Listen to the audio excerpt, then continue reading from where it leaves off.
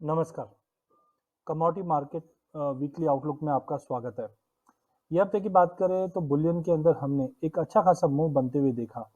करीबन Boolean index में हमने 0.25% की तेजी आते हुए देखी शॉर्ट कवरिंग के चलते, जिसके तहत गोल्ड में हमने 2% की तेजी और चांदी में करीबन 1.5% की तेजी बनते हुए देखी।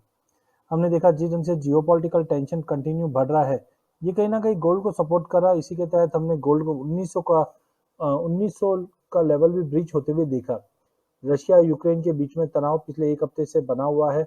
बीच में नो डाउट कुछ एस्केलेशन कम होने की उम्मीद थी, बट ऐसा कुछ हुआ नहीं और हमने देखा मार्केट में एक अच्छा खासा ब्रेकआउट आता हुआ दिखाई दिया। जैसे कि ये शॉर्ट कवरिंग है तो हमें उम्मीद है कि ये रैली और पिकअप कर सकती है। रिसेंटली हमने 50,400 का ही हाई देखा है, बट कहीं ना कहीं अब ये प्राइजेस 51,500 से 51,800 का भी लेवल दिखा सकता है। वहीं चांदी जनरली हम देखते हैं जियोपॉलिटिकल टेंशन के टाइम पे चांदी थोड़ी कम बढ़ती है, तो चांदी में भी हमने देखा 1.5% की तेजी थी।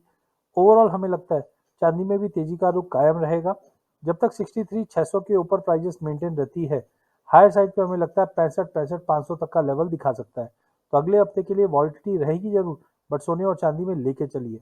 नो डाउट मार्च में इंटरेस्ट रेट बढ़ सकती है यूएस से, जिसके चलते बार बार में हायर लेवल से एक कैप दिखाई देता है। बट ध्यान रखिए already things are been discounted. Inflation अपने चरम पे है, जिसकी वजह से गोल्ड में कंटिन्यू बाइंग है, फिजिकल बाइंग भी कंटिन्यू दिखाई दे रही है। वहीं एनर्जी कॉम्प्लेक्स की बात करें तो यहाँ पे एनर्जी इंडेक्स के अंदर हमने 0.3% की तेजी बनते हुए देखी। जहाँ क्रूड ऑयल के अंदर तो हमने हायर लेवल से वापस बिकवाली बनते हुए देखी, but natural gas European concern के चलते 14% की जबरदस्त तेजी दिखाता हुआ दिखाई दिया।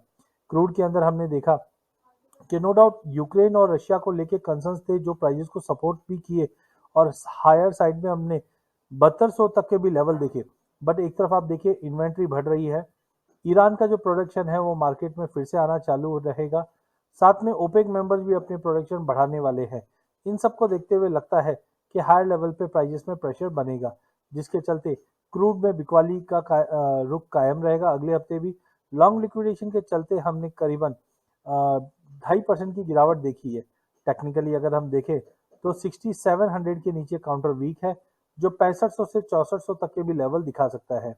नेचुरल गैस में डिमांड थोड़ी बहुत इंप्रूव हुई है पोलर वर्टेक्स के चलते। एज ऑफ नाउ मार्केट में सप्लाई नहीं आ पा रही है, और डेटा को देखते हुए लगता है कि प्राइजेस ये हफ्ते में भी तेजी का रुक रहेगा।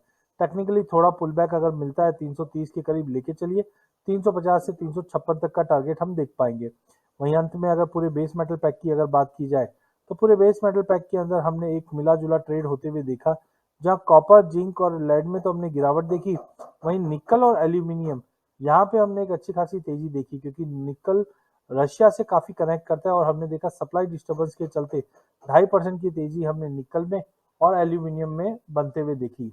ओवरऑल चाइना मार्केट में कहीं ना कहीं पैसा पंपिंग किया जा रहा है, इन्वेंट्रीज लो है, जिसके चलते मार्केट कंटिन्यू तेजी का ही रुक रहेगा। तो अगले हफ्ते के लिए कॉपर पे ध्यान रखिए, 755-56 के करीब लेके चलिए, 770 तक का टारगेट रहेगा। 70 के ऊपर अब नई तेजी देखेंगे।